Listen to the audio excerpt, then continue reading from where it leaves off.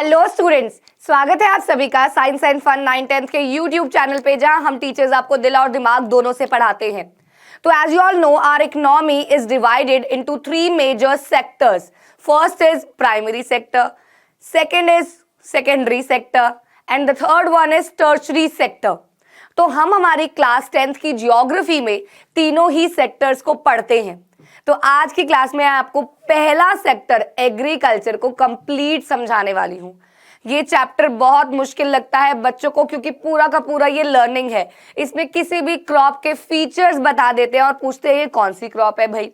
तो आओ कोशिश करते हैं आपकी इन लर्निंग पावर को इम्प्रूव करने की, बीच बीच में थोड़ी टिप्स शेयर करने की, और साथ ही साथ पहले मैं आपको टिप्स तो चलो मैं दे दूंगी, लेकिन द थिंग इज ये चैप्टर को आपको लर्न करना ही पड़ेगा, क्योंकि इसके अंदर अगर मैं निमोनिक्स भी बता देती हूँ तो there are plenty of crops.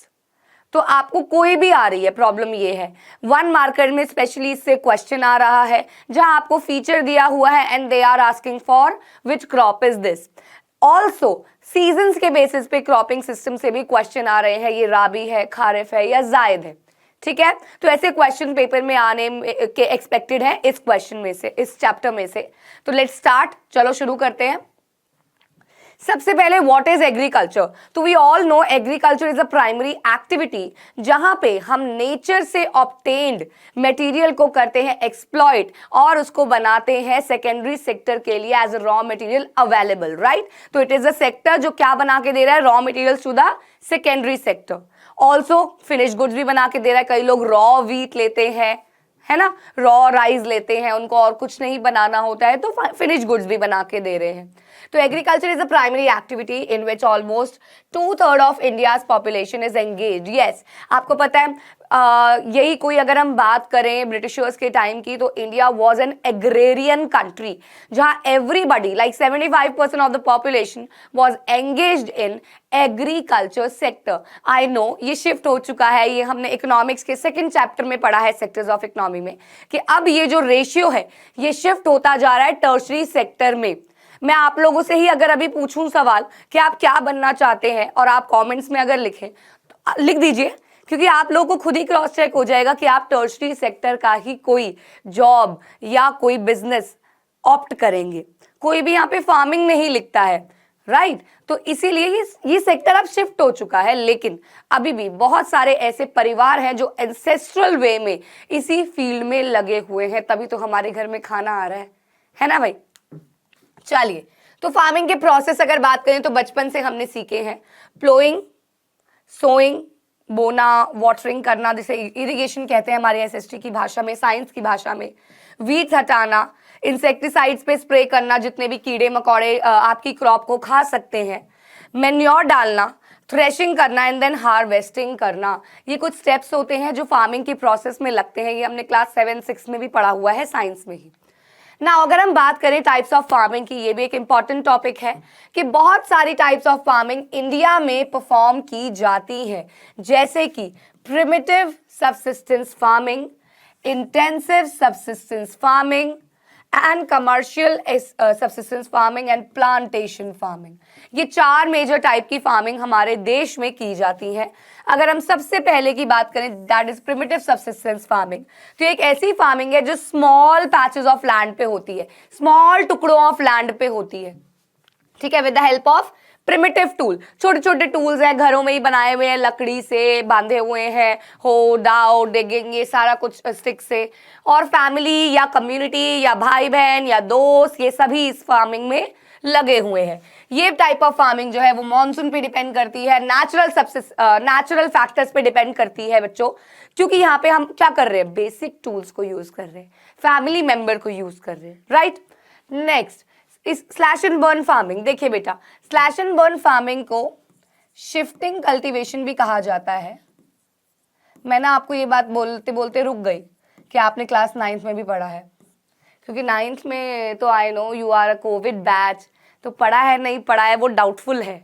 ये आपने वैसे फॉरेस्ट सोसाइटी चैप्टर में था लास्ट ईयर, ठीक है।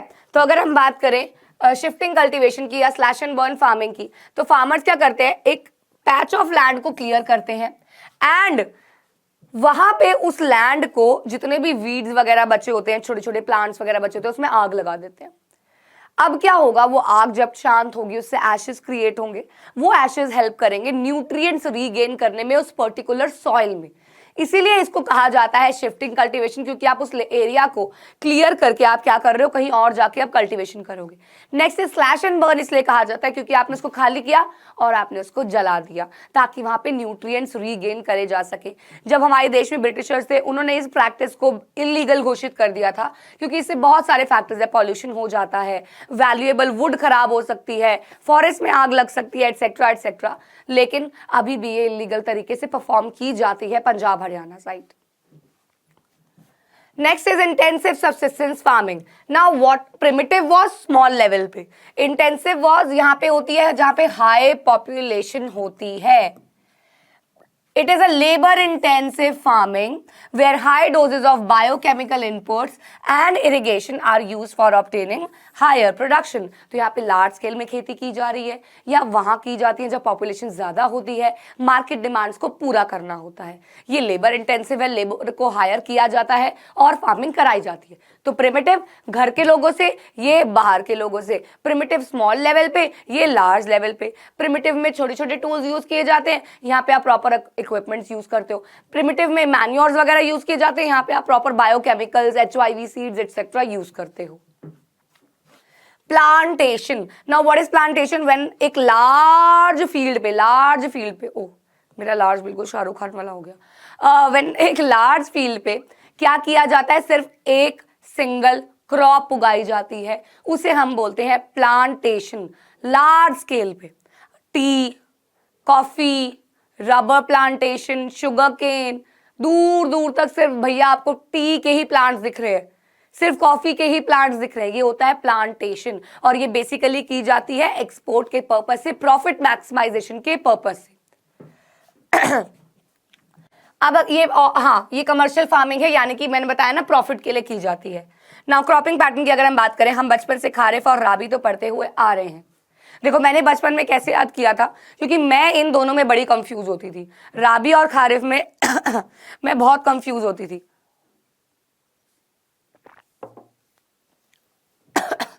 मैंने कैसे याद किया था, राबी को याद कर लिया था। मैंने कहा राबी जब रेन को बाय बाय कहेगी ना तब ये होगा, मॉनसून जब जा रहा है तब राबी होगी। मैंने तो ऐसे याद कर लिया था, खारिफ उसका अपोजिट ऑनसेट पे होगा। तो आप भी ऐसे याद कर सकते हो, क्योंकि कई बच्चों, मैं ना आपको बताती हूँ, मैं लर्निंग में बड़ी वीक थी। मतलब मुझे अगर कोई चीज़ समझ में आ गई तो मुझे लर्न होगी, मुझे समझ में ही नहीं आई तो मैं उसको रट्टे नहीं मार सकती थी। तो इसीलिए राबी खारिफ तो मुझे इतना कंफ्यूजिंग लगता था हमेशा से ही, तो मैंने ऐसे लर्न कर लिया था कि राबी मीन्स रेन को बाय बाय कर रहे हैं। तो जाना जब रेन जा रही है, मानसून जा रहे हैं, तब ये इसको लेते हैं, यूज करते हैं। खारिफ, राबी एंड देन हो गया आपका जायद सीजन। आपकी क्लास 10th में नया नया सुनाई दिया है।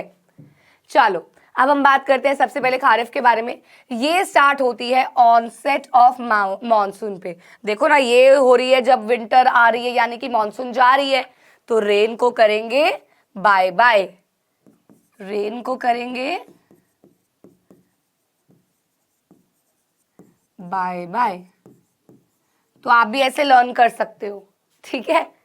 चलिए कंटिन्यू होती है beginning of winter, June July to September October.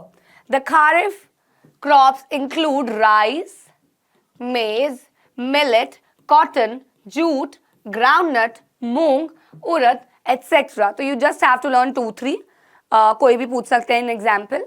Then rabi start होती है beginning of winter and continue till the beginning of summer. तो उल्टा हो गया ना, ये बिगिनिंग ऑफ विंटर तक टिकती है, बिगिनिंग ऑफ विंटर में शुरू होती है और बिगिनिंग ऑफ समर तक टिकती है, October December to April June. The rabi crops include wheat, barley, gram and oil seeds. Zaid season, ये एक छोटू सा सीजन होता है जो इन दोनों के छोटे से गैप में आ जाता है। Season in between the rabi and kharif season, crops like watermelon, cucumber, some vegetables and fodder crops are the major crops जो जायद सीजन में उगाए जाते हैं। ये भी क्वेश्चन मैंने कई पेपरों में देख लिया, ऑड वन आउट में ऐसे 4 दिए होते हैं, पूछ लेते हैं कि कौन सी क्रॉप है जो ऑड वन आउट है, तो वो जायद सीजन वाली ऑड वन आउट निकल रही है। नाउ डिफरेंस आपको ऐसे पैटर्न फॉर्म में दे दिया है, टेबल फॉर्म में दे दिया है, वही है जो पढ़ाया है। अब हम बात करते हैं मेजर क्रॉप्स के बारे में। अब यहाँ से ये चैप्टर जो शुरू होता है वो ये है कि मैं रीड करूंगी और आपको बताऊंगी, क्योंकि अलग अलग क्रॉप्स की अलग अलग रेनफॉल चाहिए, अलग अलग एरियाज में पाया जाता है, अलग अलग चीज़ें उत्पादन हो रही हैं, अलग अलग इसका नेटवर्क है। तो वो सारी चीज़ें हम बस रीड करते जाएंगे एंड करते जाएंगे। आप 2x पे चला लीजिएगा। फूड क्रॉप्स, व्हीट, राइस, मेज, पल्सेस, ऑयल सीड्स। चलिए मुझे आप लोग बताइए, which food crop is the staple food of India? Which food crop is the staple food of India? Comments में बताइए फटाफट से, which food crop is the staple food of India? अभी इस पे सवाल भी आएगा। कैश क्रॉप्स, जो पैसा दिला के देती है, T, rubber, coffee, jute, cotton. Horticulture crops में आते हैं फ्रूट, फ्लावर्स एंड वेजिटेबल्स। ठीक है बच्चों, चले आगे फूड क्रॉप्स की बात करें तो मेजर फ्रूट क्रॉप अभी मैंने आपको बताया कि wheat, millets, pulses, tea, coffee, sugar cane, oil seeds, cotton, jute etcetera. Food crops में आपके इसमें मेंशन है कि कौन कौन से क्रॉप्स है, साथ में कैश क्रॉप्स भी लिखी हुई हैं। अगर हम बात करें राइस के बारे में, आपको आंसर यही मिल गया। Rice is the major staple food crop of a majority of the people in India. आपको पता है हमारे घर 2 दिन चावल नहीं बनते, हमें कुछ होने लग जाता है, यार चावल नहीं खाया यार 2 दिन से। तो ये ऐसा फूड है हमारे इंडिया में भी। तो क्लाइमेट क्या चाहिए होता है, ये एक tropical crop and grows well in the wet monsoon, temperature above 25 degree Celsius, coupled with heavy humidity. Rainfall बता रखी है, एरियाज बता रखे हैं। मैं आपको बता दूं ना, अब ऐसे ही चलता रहेगा कि क्या क्या बताया हुआ है। व्हीट मेन फूड क्रॉप है नॉर्थ और नॉर्दर्न वेस्टर्न पार्ट की कंट्री में। सॉइल टाइप एलुवियल और ब्लैक सॉइल में उग जाती है। टेम्परेचर, ये एक रबी क्रॉप है, तो एक कूल ग्रोइंग सीजन चाहिए होता है, क्योंकि विंटर में ही हम इसको उगाते हैं। And bright sunshine at the time of ripening. Ripening मतलब पता है ना, जब ये उग चुकी होती है। रेनफॉल चाहिए होती है 50 से 70। एरियाज बता रखे हैं भैया कहाँ कहाँ, और स्टेट्स भी बता रखे हैं भैया कौन कौन से हैं जो व्हीट उगा रहे हैं। मिलेट्स, ज्वार, बाजरा, रागी, राबी नहीं ragi, are the important millets grown in India. ये मेन फेड क्रॉप है, mostly grown in the moist areas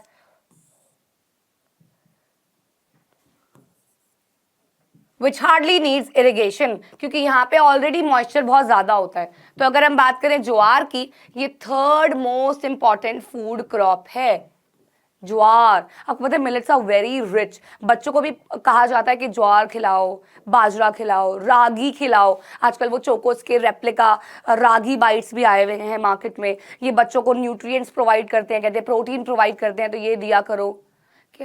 ragi is very good in, अगर असली है तो, कोई प्रिजर्वेटिव्स नहीं है तो। ठीक है, मेजर ज्वार प्रोड्यूसिंग स्टेट्स हैं महाराष्ट्र, कर्नाटका, आंध्र प्रदेश, मध्य प्रदेश। मिलेट्स की अगर हम बात करें, सबसे पहली ज्वार थी बाजरा। Bajra grow well on sandy soil and shallow black soil. Major bajra producing states बता रखे हैं। Ragi is a crop of dry regions and grows well on red, black, sandy, loamy, shallow black soil. Major ragi producing states दिए हुए हैं। तो you just have to learn 2 देखो पता है कैसे आ रहा है, मैं आपको फिर बता रही हूँ।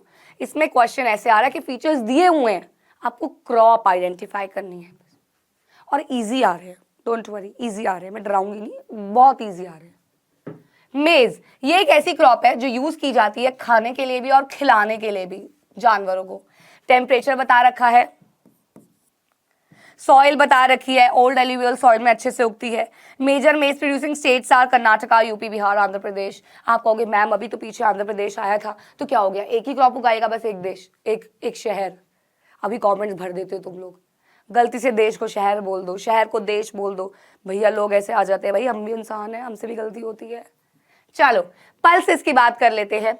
India is the largest producer as well as consumer of pulses. Pulses मतलब दालें, जो आप में से आधी जनता को पसंद नहीं है शायद खानी, इंक्लूडिंग मी, मुझे भी पसंद नहीं है, लेकिन ये बहुत रिसोर्स रिच होती हैं प्रोटीन में, क्योंकि जो लोग वेजिटेरियन हैं उनके लिए तो दालें इज वेरी गुड। प्रोटीन का मेजर सोर्स है। Major pulses that are grown in India are tur dal, urad, moong, masoor, peas and gram.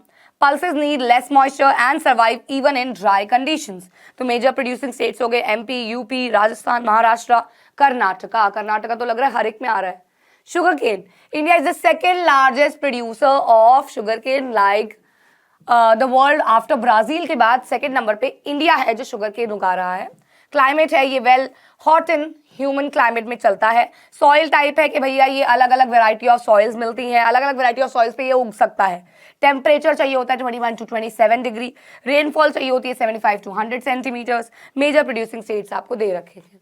Oil seeds की बात करें तो 2017 में India was the second largest producer of groundnut. Groundnut मतलब लिखो कमेंट्स में, तुम खाली बैठ के बस मेरे को सुनते रहते हो. ग्राउंडनट्स मतलब ग्राउंडनट्स, यस इट्स मूंगफली. In the world after China. अच्छा वो ब्राजील के बाद था शुगर केन, ये चाइना के बाद था. In rapeseed production, India was the third largest producer in the world after Canada and China. Oil seed produced in India are groundnut, mustard, coconut, sesame, तिल का तेल होता है ना, soybean, castor seeds, cotton seeds, linseed, sunflower, etc. etc. बहुत है यार. आपको पता है कितने तो तेल ही आते हैं. अगर आप फॉर्चून लेने जाओ कोई सनफ्लावर होगा, कोई होगा, कोई होगा, कोई होगा, कोई होगा, कोई होगा. भैया इतने तेल है मार्केट में. ऑलिव ऑयल, कैस्टर ऑयल, बहुत चोचले हैं भैया. चलो अब हम बात करते हैं बेवरेज क्रॉप के बारे में. आप मुझे बताइए कमेंट्स में बेवरेज क्रॉप कौन कौन सी है. बेवरेज क्रॉप कौन कौन सी है मुझे कमेंट्स में बताइए आप लोग फटाफट से. विच क्रॉप इज बेवरेज क्रॉप. पढ़ लिया होगा आधे बच्चों ने तो. Yes very good. मैं बच्चों जो बच्चे नहीं बता पाते ना मैं उनसे बोलती हूँ यार तुम कभी होटल गए हो, कभी रेस्टोरेंट गए हो, वहां तुमने मेन्यू हाथ में पकड़ा हो तो टी, कॉफी, पानी, कोल्ड ड्रिंक किस वाले कॉलम में मिलती है. बेवरेज क्रॉप में. तो बेवरेज क्रॉप वो क्रॉप हो गई जो पीने वाले आइटम्स है. तो वो क्रॉप कौन सी हो गई. अब कोल्ड ड्रिंक के पौधे तो उग नहीं रहे हैं, पानी के पौधे तो उग नहीं रहे हैं, टी और कॉफी हो गई ना मेजरली. तो हम बात कर रहे हैं टी के बारे में. ये एक बेवरेज क्रॉप है. तो T cultivation is an example of plantation agriculture. 2020 में चाइना फर्स्ट और इंडिया सेकंड था टी प्रोडक्शन में. क्लाइमेट चाहिए होता है इसको ट्रॉपिकल एंड सब tropical, hot and humid.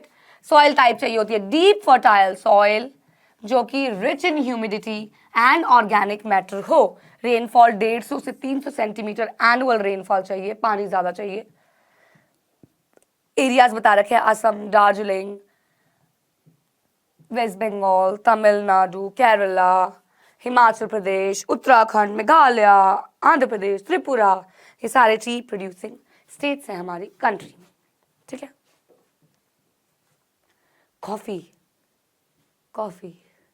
Coffee आजकल लोगों की जान बन गई है. मतलब पहले लोग चाय लवर्स हुआ करते थे, अब लोग कॉफी लवर्स होते हैं.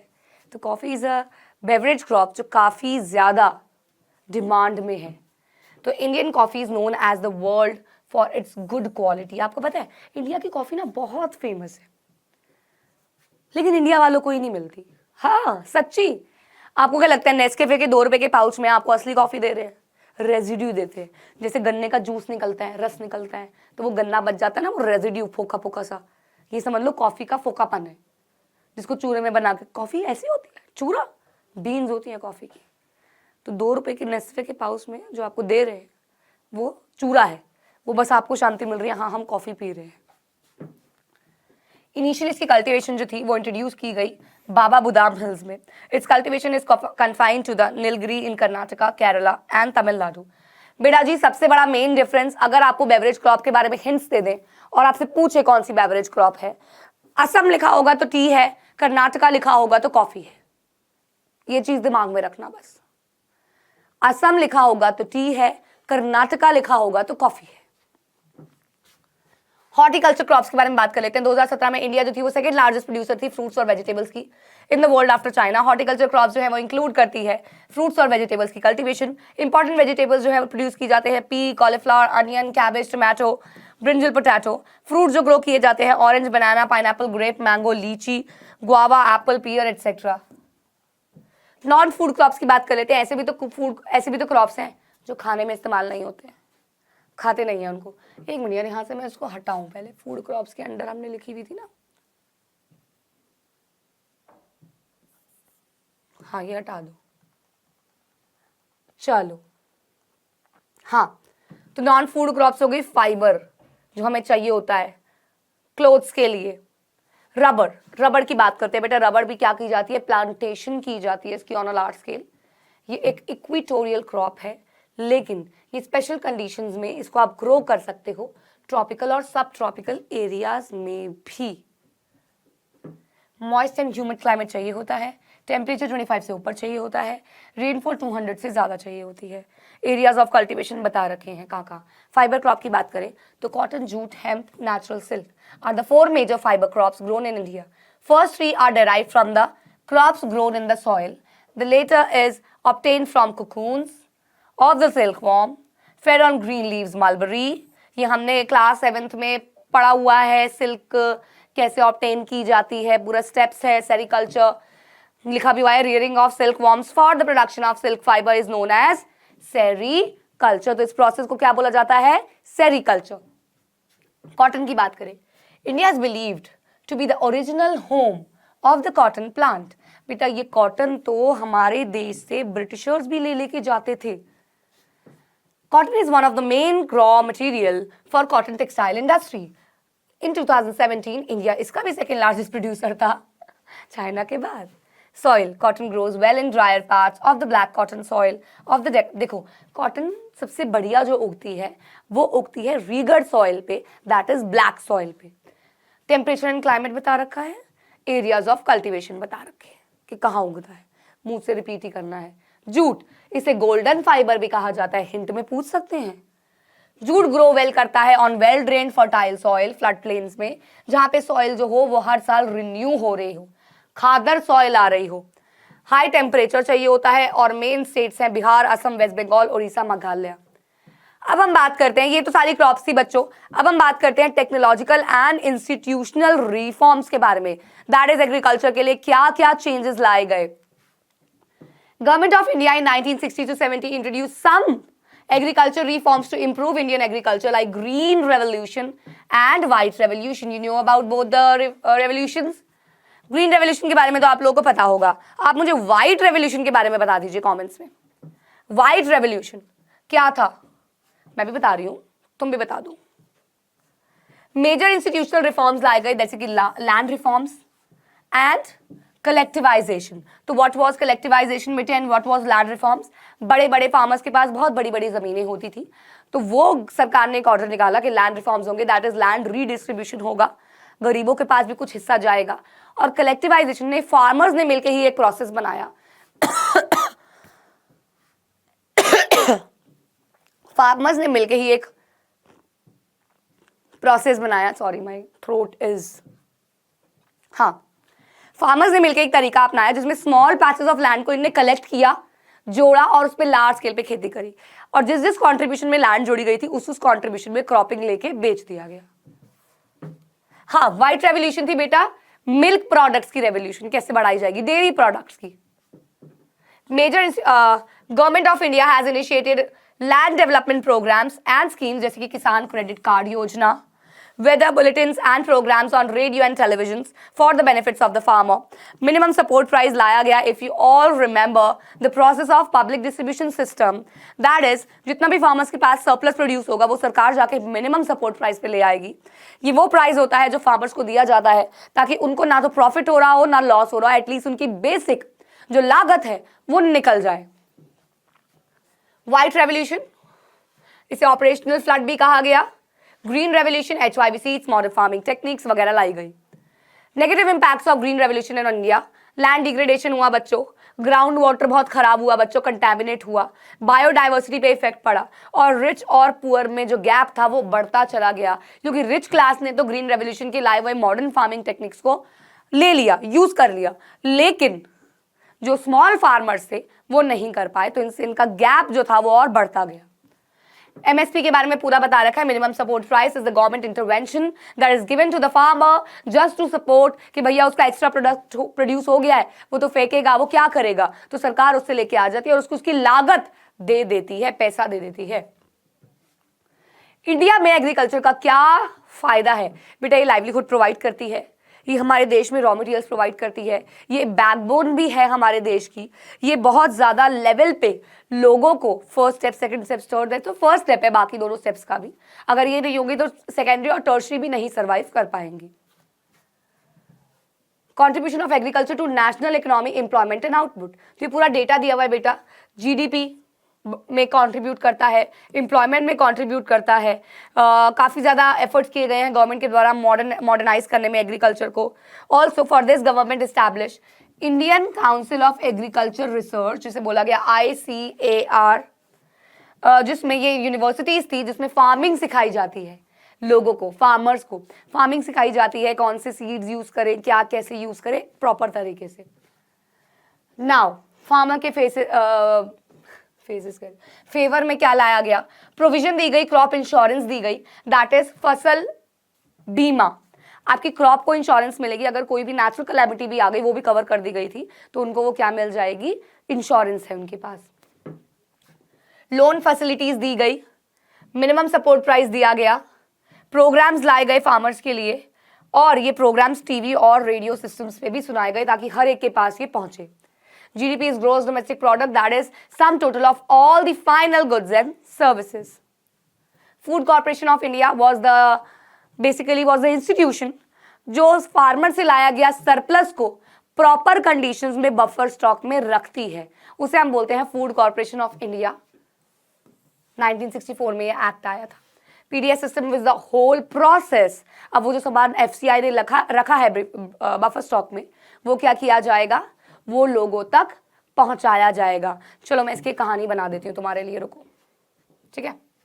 एक कहानी बना देती हूँ, समझा देती हूँ। देखो ये एक लैंड है जिसपे सपोज 100 kgs क्या प्रोड्यूस हो रही है? वीट प्रोड्यूस हो रही है, ठीक है? अब क्या हुआ बच्चों, एक ना बायर आया, ये है बायर। उसने क्या किया, अभी तो क्रॉप उगी भी नहीं है, उसने ऑर्डर दे दिया, तो फार्मर ने ऑर्डर ले लिया, लेकिन कितने का? ये फार्मर है, फार्मर ने ऑर्डर लिया 90 kgs का, क्योंकि फार्मर डर रहा था कि यार 10 किलो कहीं खराब हो गई, कहीं कीड़ा लग गया, कोई जानवर खा गया तो मैं कैसे दे पाऊंगा। उसने 90 kgs का ऑर्डर ले लिया। अब बाय चांस उसकी किस्मत इतनी अच्छी उस साल कि उसका वो 90 का 90 किलो की जगह 100 किलो ही बढ़िया बन गया। अब बेटा जी 90 किलो तो इसने क्या कर दिया? ऑर्डर दे दिया इसको, लेकिन अभी 10 किलो इसके पास बच गया। अब फार्मर के, ये छोटे लेवल पे बता रही हूं मैं, 100 kgs कुछ नहीं है, क्विंटल्स में बनता है। 10 किलो उसके पास बच गया। अब 10 किलो का वो क्या करे? वो बेचारा सदमे में चला गया। ऐसे केस में क्या हुई बेटा? हम इंसान ब्लू से बनाएंगे। ऐसे केस में आई उसके पास गवर्नमेंट ने कहा कि तुम मुझे ये बचा हुआ 10 किलो दे दो, मैं तुम्हें दूंगा मिनिमम सपोर्ट प्राइस।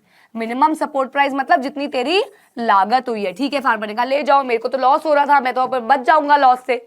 सरकार इसको ले जाएगी और इसको फूड कॉर्पोरेशन ऑफ इंडिया के तहत रखेगी बफर स्टॉक में, और फिर इसको बफर स्टॉक से लेके जाएगी राशन की दुकानों पे। इस पूरे प्रोसेस को बच्चों क्या बोलते हैं? Public distribution system. अगर आपको ये क्लियर है तो थम्स अप दे दो। बहुत अच्छे से समझा दिया है, पूरा नक्काशी रहेगी पीपीटी पे आपको मिल जाएगी, जो कि ऐप पे। अब इसके कुछ क्वेश्चंस है, क्वेश्चन पढ़ूंगी क्योंकि आंसर सारे हम पढ़ चुके हैं। चैप्टर निपटाएंगे फटाफट से, क्वेश्चन पढ़ेंगे क्योंकि आंसर हम सारे कर चुके हैं। चलिए, 3 मेजर इंपैक्ट्स ऑफ ग्लोबलाइजेशन। बेटा जी इंडियन का एग्रीकल्चर काफी बढ़ गया, फार्मर्स की कंडीशन बढ़ गई, लैंड डिग्रेडेशन हुआ, क्योंकि हाँ नेगेटिविटी लिखनी है, लैंड डिग्रेडेशन हो रहा है, जो पुअर फार्मर है वो बेचारे सरवाइव नहीं कर पा रहे हैं, रिच फार्मर से गैप आ चुका है। 2 रीजन कल्टीवेशन के मेथड चेंज होने में, physical environment, technological know how और सोशियो कल्चर प्रैक्टिस। आप इसको एक्सप्लेन कर सकते हो इसमें। नेक्स्ट, नेट सोन एरिया और gross crop area. Net sown area is the area जो एटलीस्ट साल में एक बार सो किया जाए, और ग्रॉस क्रॉप एरिया इसका सम टोटल। लिमिटेशंस जो एग्रीकल्चर सफर कर रहा है, ड्रॉबैक इन इंडियन एग्रीकल्चर, बेटा जी not generating sufficient employment opportunities, big challenge है। अब बाहर से इंटरनेशनल कंपटीशन बहुत बढ़ गया है, तो ये भी एक बहुत बड़ा चैलेंज फेस किया जा रहा है एग्रीकल्चर के द्वारा। सब्सिडी दी जाती है फर्टिलाइजर्स पे, लेकिन वो विड्रॉ कर ली जाती है और फार्मर्स को हैबिट हो जाती है। अब उस सीड्स को लेने के लिए वो क्या करते हैं, लोन लेते हैं और फंस जाते हैं डेट ट्रैप में। प्रिमिटिव फार्मिंग के बारे में बताना है, वो मैं आपको बता चुकी हूँ सारा।